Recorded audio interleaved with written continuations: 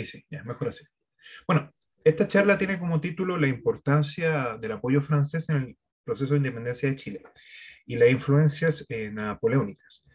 Primero me gustaría como aclarar a los que no son como muy conocedores del tema, de que me refiero específicamente al apoyo de los napoleónicos en este proceso, que no necesariamente son franceses, porque estaban compuestos por nacionalidades de distintos países. Habían españoles también, por ejemplo, Arco es un gran ejemplo, pero lo vamos a ir viendo más adelante. Y también vamos a conocer otros contextos para entender un poco la importancia que tuvo este proceso y lo que estaba ocurriendo más o menos allá en Europa. El contexto, bueno, el contenido de la exposición, vamos a hablar un poco sobre el contexto histórico de las figuras de las guerras que ocurrieron allá, las guerras napoleónicas, el régimen de Luis VIII, que también influenció mucho, al menos moralmente, para que hubiese una migración de esta gente a las Américas.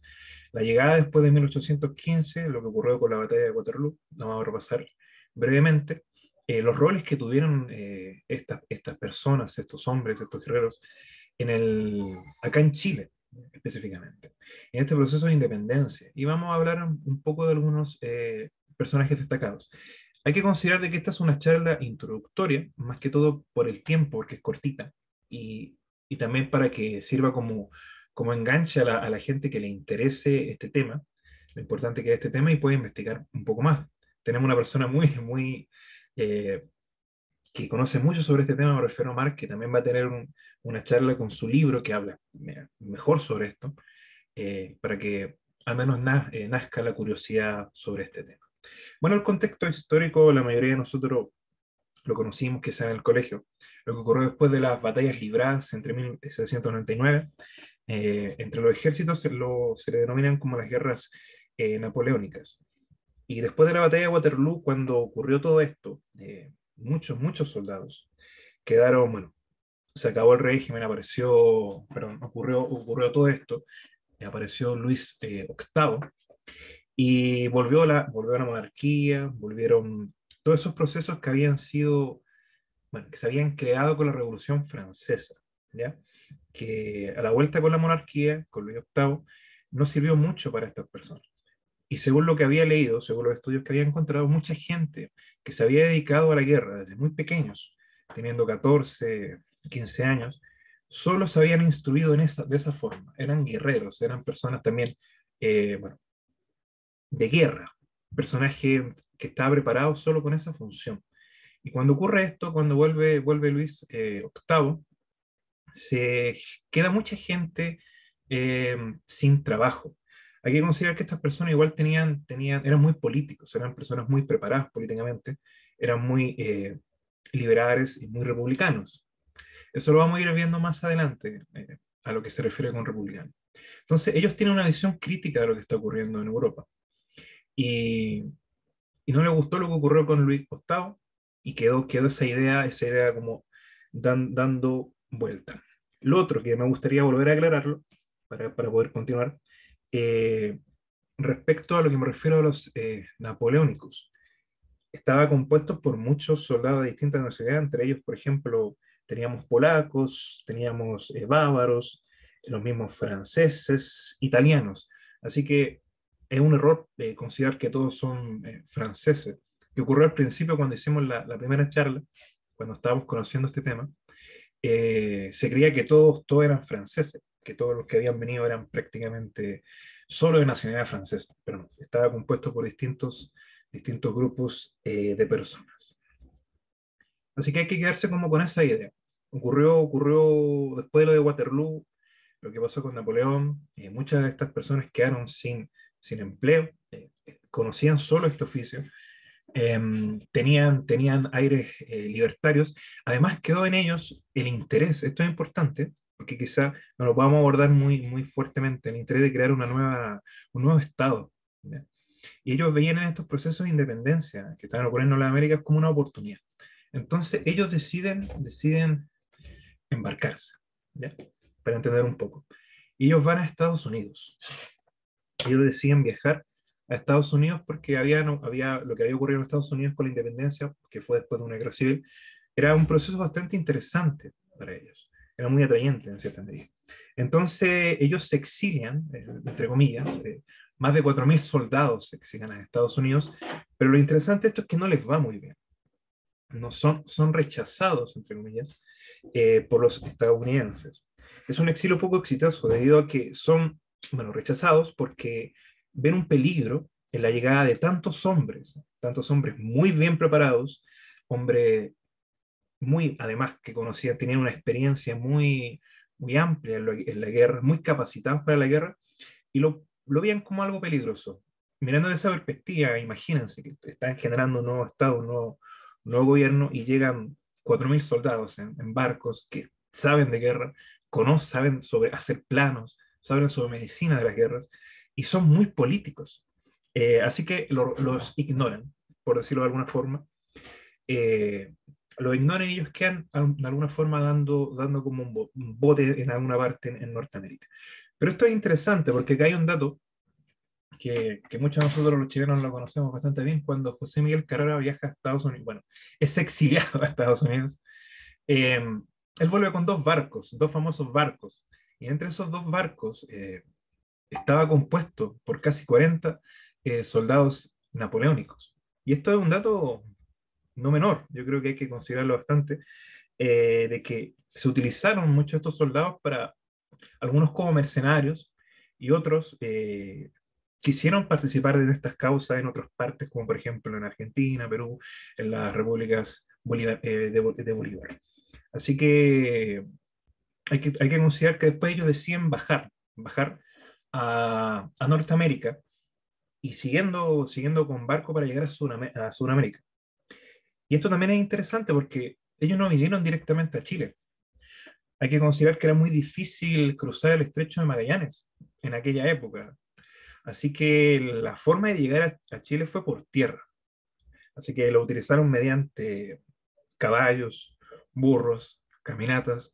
Y a veces me cuesta imaginar el pique que se pegaron desde Norteamérica, algunos, porque otros venían de otras partes, o la parte de Sudamérica del Océano Atlántico, por ejemplo, hasta Chile. Igual es una proeza interesante que igual me gustaría por lo menos considerarla. Entonces nos podemos quedar con esta idea. Ellos están en Estados Unidos, son rechazados. Ojo, igual muchos de estos soldados participaron como profesores en Estados Unidos y fueron profesores muy destacados. Y los otros que quedaron se fueron con José Miguel Carrera. Es un ejemplo, porque en realidad hoy fueron muchas personas a buscar soldados en Norteamérica. El ejemplo chileno es José Miguel Carrera. Entonces ellos deciden bajar. Y aquí viene la parte interesante, por lo menos que tiene que ver con la llegada de ellos a Chile. Pero antes me gustaría hacer un pequeño paréntesis con una cosa que encontré hace muy poco, eh, que yo no lo conocía, y gracias a una charla que vi hace poco de Patrick Puigman. ¿Lo estoy pronunciando bien, Mark Turrell? Puigman, el Sí, apellido. Puigmal es, sí, porque es un nombre catalán. Ah, Puig, catalán. Puigmal, pero tú puedes decir Puigmal en castellano, no hay problema. Sí, Me llamó la atención esta carta que él descubrió, bueno, que él tradujo en realidad, sobre la opinión que tenía Napoleón sobre la independencia de las Américas. Hay que considerar el contexto. Esta carta es de 1811. Es muy interesante. De 1811 él ya estaba en otra cosa. Otro contexto también hay que considerar que cuando Napoleón instaura a su hermano, Pepe Botellas, lo conocemos acá, en España, él tenía intención de tomar también a la América. ¿Cachai? Y resulta de que no le funcionó, no llevó a nada, pero después cambia de opinión. Y es muy interesante porque cambia de opinión y él tenía intenciones muy directas de ayudar, financiar estos procesos independistas. Vamos a leer una pequeña parte sobre esta carta, que es la parte que tengo subrayada acá, bueno, de color en realidad azul oscuro, para que se entienda un poco la intención. Él dice, bueno, aparte, este es un fragmento, está ciertamente autorizado a enviar agentes a estas colonias, que enviaremos con gusto armas y todo el auxilio que dependa de nosotros, para que la independencia de estas colonias sea una realidad.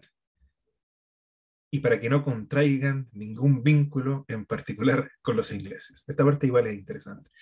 Por eso me llamó la atención, como lo decía Patrick, que no es absurdo imaginar, si la historia hubiese sido otra, un apoyo de Napoleón, por ejemplo, a la independencia de las Américas, lo cual es un dato bastante interesante. Por lo menos yo cuando lo leí, cuando vi esa charla, quedé bastante impresionado. Vamos a continuar entonces con ese pequeño paréntesis de lo que había ocurrido con lo que pensaba Napoleón. Hay que considerar que esto no se logró por la historia, ya la conocemos, eh, lo que pasó en Waterloo, lo que pasó después bueno, con su exilio y todo lo demás. Vamos a continuar entonces con los roles que tuvieron estos soldados acá en Chile. Hay que considerar que cuando ellos llegaron al ejército chileno, el ejército del momento, no estaba completamente bien articulado. Y el rol principal, claramente, porque ellos eran soldados, fue militar. Pero no eran simples militares. Ellos pudieron ayudar a generar estrategias, ellos ayudaron en la ciencia política, que es pero la ciencia de guerra, que es una parte muy importante de estos procesos que se pasa por alto, porque ellos ayudaron a mejorar estos ejércitos, eh, trajeron topógrafos de guerra, médicos de guerra que no habían, y generaron escuelas de esto. Es más, aquí se menciona que la primera escuela integrada eh, por Leonardo Higgins estaba completamente formada por soldados napoleónicos. No había ningún chileno, ningún argentino. Esto es un dato muy interesante. Así podemos entender la primera formación que tuvo el ejército de Chile, que tuvo mucha influencia de estos procesos, de estos ejércitos, que después sabemos lo que conocemos de historia, lo que ocurrió después con esta ruptura de los franceses y que pasó después a lo prusiano, la parte militar prusiana, pero eso ya es otra historia y ocurre años después. Y probablemente ocurra, quizás porque los ideales que tenían muchos de estos hombres, republicanos y liberales, no estaban concordes con los ideales, por ejemplo, de San Martín y de O'Higgins. Y siempre chocaban, habían como problemas con eso. Entonces, volviendo a lo que son los roles, cerca de 300 soldados napoleónicos entre 1815 y 1830 participan en la Guerra de Independencia de Chile. Eh, Ellos estuvieron activamente. Su rol principal, por supuesto, militar. Dirigieron tropas debido a su gran experiencia. Fueron profesores de escuelas militares. Fueron científicos, topógrafos, cartógrafos. Y los armamentos de navegación, administradores militares. Esto es importante. Acuérdense lo que pasó en Valdivia con la toma de Corral. Ahí tuvimos un administrador napoleónico, que después más adelante vamos a revisar un poco esa historia de lo que fue la toma de Valdivia. Hay que considerar que durante la independencia de Chile, la parte más difícil, o la última parte rezagada, era el sur. Era muy difícil tomar el sur. Y mucho éxito de lo que ocurrió ahí se debe a la ayuda de los soldados napoleónicos que participaron en la toma de Corral, por ejemplo. Está el Fuerte Corral, está Niebla y está la isla de Mancera. Pero eso ya es otra historia. Vamos a continuar entonces. Volviendo a nuestras tierras, volviendo a nuestro sector, en 1817 el 11% del Estado Mayor del Ejército General San Martín estaba compuesto por oficiales napoleónicos, y aún menos con la presencia de estos hombres en la dirección de la enseñanza de la primera escuela militar de Chile. Vamos a bajar ahora y vamos a conocer. Aquí está. A Ambrosio Kramer. Este es un personaje bueno, importante en el proceso de la independencia y los procesos que tienen que ver con Aconcagua. Él participó en varias batallas importantes, y la más importante fue la batalla de Chacabuco, que ya culminó, que dio como un momento culmine de lo que iba a ser la independencia de Chile, que se iba a extender por varios años más, pero se comprende como ya el inicio de la libertad, el inicio de estos conflictos. Y él además estuvo a cargo bueno, lo vamos a ver un poquito más acá, del batallón número 8. El batallón número 8 estaba compuesto principalmente por esclavos afrodescendientes, Algunos eran esclavos y otros tenían libertad y participaban, pero lo interesante es que eran afrodescendientes, y ellos combatían, claro, con la promesa de que si libraban su vida o sobrevivían a este conflictos, le iban a dar la libertad. Es interesante saber que el batallón número 8 de infantería, que combatió en Achubayas, que combatió, acá estamos hablando de Aconcagua, cruzó la cordillera, estaba compuesto por esclavos afrodescendientes. Y eso para mí es muy interesante desde el punto de vista de la historia, para analizar, para analizar todo lo que tiene que ver con el proceso de independencia, porque mucho de estas ayudas extranjeras, francesa, española, en el caso de Arcos, afrodescendientes, se habían ignorado un poco en la historia de Chile. Y ahora último, gracias a investigadores, se han tomado más relevancia de que Chile no fue necesariamente liberada por puros chilenos, que fue liberada por negros, por esclavos, que fue liberada por franceses, por españoles, y por mucha gente humilde, gente de distinta procedencia. Entonces, la edad de estas personas rondaba entre los 16, 35 años, entre los 14 también, y los 55 años según estudios más recientes. Esta imagen que vemos en la presentación hace referencia, bueno, a Kramer, que fue creada por el señor Osmar Espinosa para esta exposición sobre de Waterloo a Chacabuco que hicimos y que todavía puede ser visitada y que tiene aún unas sorpresitas todavía dentro de esa exposición. Entonces, retomando un poco lo que hemos mencionado, es muy notoria, al menos en la Aconcagua y por supuesto en todo Chile, la ayuda de estos soldados que prepararon las tropas, que fueron, que fueron coroneles, que generaron sus tácticas. Y vamos a pasar a otra parte importante que tiene que ver con, este es un plano del Paso de los Andes. ¿Por qué les muestro este plano?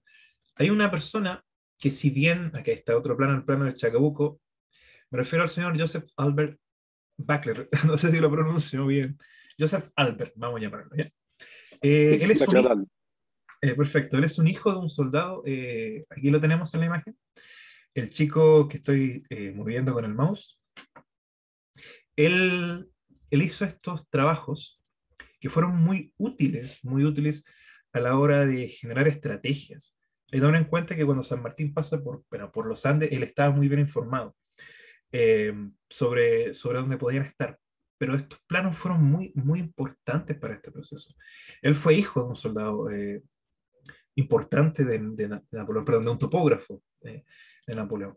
Por eso me gusta esta historia, porque podemos entender un poco la parte más científica, los aportes más concretos, que son muy importantes para estos procesos.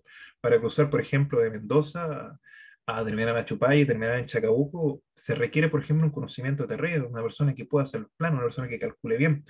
Y estas personas le dieron esta oportunidad. Más que todo, esa es la idea que quiero como transmitir con esta presentación. Y aquí tenemos también algunos personajes. Hablábamos recién solo de Valdivia. Jorge Bauchet, perdón si lo pronuncio mal, eh, estuvo en Valdivia. Él participó con Lord Cochrane para la toma de Corral, para la toma de Niebla, que es un lugar, no sé si ustedes han estado ya en su lugar. Yo estuve en mis vacaciones hace poco, tengo fotitos en esos fuertes, en todos los fuertes, fui a todos, eh, donde fue tomado ese lugar. Y uno mira a la playa y mira el lugar, y efectivamente es muy complejo entrar con una embarcación porque te disparan de distintos lados. Esa hazaña fue interesante, fue muy interesante. Ellos ya conocían, por ejemplo, de que iba a llegar una fragata española, ellos pintan sus barcos, aprovechan la niebla de ese sector de niebla, atacan por un costado. No, es una cosa muy interesante que se le gusta, por ejemplo, las tácticas de guerra, son importantes y Jorge Bauchet tuvo un rol muy importante en la toma del sur, que era lo último más complicado que faltaba para la independencia de Chile, que era la parte del sur que cayó años después. Así que por lo menos es importante reconocer. Y tenemos también a Antonio Arco, esta otra imagen que coloreé, ahí se me escapó, que está a color ahora, por mí, lo cual también es muy interesante conocer su historia. Vamos a avanzar un poco más en honor al tiempo, eh, pero más o menos se entiende ese contexto. Entonces, la importancia histórica es que el ejército de Chile, la independencia de Chile fue influenciada por estos soldados de napoleónicos, que eran españoles, que eran de distintas nacionalidades, y la importancia también para Francia y para muchas otras naciones de Europa, lo que ocurrió acá con la independencia de Chile y los aportes que tuvieron, porque muchos de ellos se quedaron. Hubieron empresarios, por ejemplo, empresarios de minería, que trabajaron con la minería, otros que hicieron libros, que hicieron diarios. Fue un proceso bastante largo que fue muy beneficioso, que terminó en lo que fue la independencia de Chile.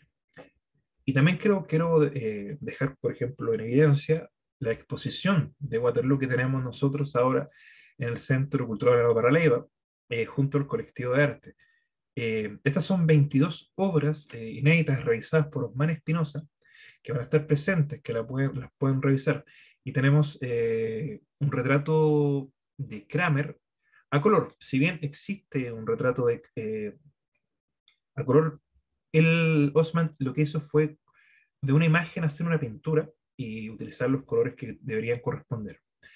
Esto va a estar presente en el Centro Cultural del 4 de febrero al 11 de marzo. Y también tenemos la sorpresa que va a ocurrir después del 11 de marzo con un busto, bueno, lo vamos a ver más adelante. Eh, Más que todo, quiero agradecer a todos los presentes y si se entiende un poco el contexto de esta exposición, que era más rápido, más sencillo respecto a esta influencia.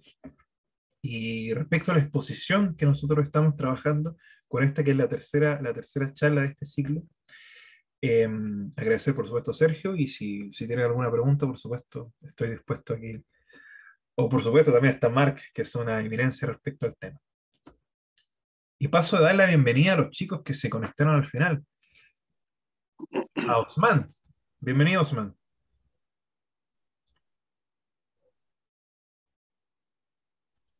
Por ahí anda Osman. Así que eso sería la presentación en rasgos más rápidos. Así que quería Sí, agradecer si tienen alguna pregunta. está muy, sí, está muy buena la presentación que tú hiciste, Javier, ¿no? Felicitación por esta asimilación, digamos, de toda lo que es esta aventura de los napoleónicos. Yo Correcto. creo que es una de las páginas más interesantes, una de las páginas más interesantes de la independencia de Chile y tú lo has expuesto con una muy buena difusión. Solamente un alcance, así que más o menos entre los napoleónicos a nivel de las nacionalidades, el 80% son franceses. Eso es más o menos la, la, eh, la cifra que tenemos. Sí. 80% son franceses, los otros son italianos, polacos, español como arcos, más o menos el 80% son franceses y vinieron a partir de 1817. Eso más o menos las fechas. Pero aparte de eso, excelente la presentación, ¿eh? Sí, ellos llegaron a Estados Unidos en la época. Y también Y el tema había cachado también el asunto la, de que muchos de esos soldados sí, franceses eran como los generales, eran franceses, generalmente, la mayoría de ellos. sí, Te escucho, continúa. así es. Sí, así es, claro. Y el 11% del Estado Mayor de San Martín es bastante importante, pues si tú consideras que hubo menos de 5.000 soldados, entonces si tú haces el cuento de los oficiales que había, se puede decir que era una representación importante de estos napoleónicos en el Estado Mayor, y sabiendo que el jefe del Estado Mayor era Michel Braillé, eh, que estuvo en Chacabuco, pero después que rápidamente tuvo una relación muy tensa con San Martín, por la razón que tú explicaste, diferencias de visión militar, pero sobre todo y también política. Mm. Así que podemos decir que ya la representación de estos oficiales franceses, tanto en Chacabuco lo de Bochev también en Coral, porque si tú vas al Museo de Niebla hoy día, nosotros, de hecho, la exposición estamos presentando una exposición en Niebla sobre justamente los napoleónicos y eso lo hemos conversado con el director, que claro, se ve que es como si Cochrane hubiera hecho si tú vas a la Niebla hoy día, cuando fuiste tal vez, entonces estuviste, Sí. pero toda la iconografía, la señalética que está hecho en base a lo que hizo Cochrane, como si Cochrane había tomado el Niebla. En definitiva, no, Cochrane llegó después, cuando Bochev había tomado el Ah, sí, fuerte por de supuesto. Coral, que fue considerado como el pequeño Gibraltar de América. Entonces, y eso por eso que con el director hemos querido darle reubicar nuevamente la historia y que realmente le demos a Bochev el lugar que le corresponde de la historia. Sin demerecer, por supuesto, lo que hizo Cochrane, pero la toma de Corral fue hecha por Jorge Bochev y después hasta Chiloé con también la batalla del Toro en el sur, y todo eso fue justamente emprendido por Viel, Bochev, pero sobre todo con ellos. Así que está muy bien la presentación que tú hiciste, solamente este alcance quería hacer. Ah, sí, no, muchas gracias. Sí, ahora que lo menciono, sí, lo mencioné como si hubiese estado él en el momento, pero efectivamente, Chef tomó el lugar, él hizo la pega dura. Y me acuerdo haber ido allá en Niebla, en la parte trasera de la casa, donde está la exposición.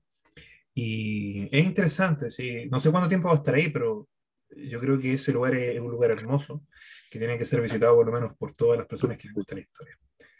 Así que eso, Javier, ¿tú viste la sí, exposición?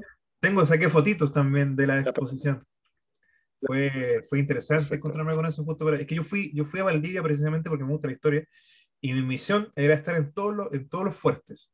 Estuve en Niebla, que es más fácil de llegar, estuve en Corral y también estuve en la isla, en Mancera, donde está el último, Okay. esa isla es hermosa de partida. El fuerte está casi intacto, a pesar de los años. Es un lugar hermoso. Así que yo quiero agradecer a todos, más que todo por el tiempo. Gracias a Sergio por la oportunidad. Por supuesto, al profesor Claudio, que siempre apaña, un gran músico. A Marc, por supuesto. Casi toda la información que saqué, la saqué de los libros que hiciste tú con Patrick Pickman. Eh, Porque la verdad es que es muy poca información de chilenos historiadores que lo hayan hecho. Hay, por supuesto, hay. Pero siempre como que pasan a estos napoleónicos, así como rápido, como que los mencionan solamente, pero no mencionan los aportes que tuvieron que fueron muy importantes. Y yo quería hacer esto enfocado en eso, de que se notase que fueron importantes y que hay muchas cosas que hacer todavía, muchas cosas que descubrir respecto a la influencia que tuvieron. Más que nada que se queden con esa idea. Y por supuesto, la curiosidad de seguir investigando. Así que muchas gracias a todos. Excelente, Javier, Javier. antes que termines, bueno, yo quiero darte las gracias a ti y al colectivo Arte Bestiario por toda esta puesta en escena que tenemos de un mes y más, porque tenemos Estoy aquí en todavía para Chile. rato con el tema, ¿no? Mm. Vamos a tener a Marc Turrell con su libro, vamos a conversar con un libro que relata la presencia de Francia de 300 años del francés en Chile, a Javier Campos con su libro sobre Manuel Rodríguez también. Tenemos un conversatorio con el colectivo de arte bestiario, del colectivo Bestiario Rural, para, para ver un poco qué los motivó a ellos también a meterse en esta historia. Nos interesa saber qué hay detrás de los artistas que se motivan con la historia y logran construir esta propuesta que estamos hoy día realizando. Y también hay algo muy interesante que es el homenaje, aprovechando el Día de la Mujer, que se le va a hacer a una de las heroínas que destaca la María pintura Silva de Salinas. de Salinas. María Sí, Silva de ¿no? Salinas. Y vamos a realizar también una charla sobre ella, ¿no? O sea, no pensar solamente en la mujer hoy día, ¿no es cierto? Y el futuro, digamos, la proyección que tiene esto de celebrar el Día de la Mujer hoy, sino que también pensar en las mujeres de esa época, ¿no? Y sobre todo rescatar la presencia de estas mujeres heroínas en nuestra historia. Esto va a continuar con la ayuda de Marc, ¿no es cierto? Y también de Javier y los demás en el año. Esperemos que a veces tenemos alguna iniciativa que nos recuerde permanentemente que tenemos que rescatar la historia verdadera, porque la historia da para mucho, ¿no? Pero vamos encontrando pequeños rinconcitos en que nos damos cuenta que las cosas no fueron como se dice que fueron, ¿no? Como lo de la toma de Corral, por ejemplo, ¿no? Así que gracias a todos por la presencia, ¿no es cierto? Y bueno, vamos a editar unos días más, va a estar presente el día martes, me parece que se publica esta charla. Sí, En las redes. muchas Muy gracias bien, a todos y excelente. por supuesto a Claudio también y a Marc. Gracias por todo. Aprendí mucho con tu libro y con el libro de Patrick. Sí. No, este hecho está hecho para eso, para que se difunde, para que pueda servir de fuentes, así que de información, no hay ningún problema en eso. Felicitaciones otra vez. Sí, Muchas listo. gracias. Muchas gracias, nos vemos. Nos vemos.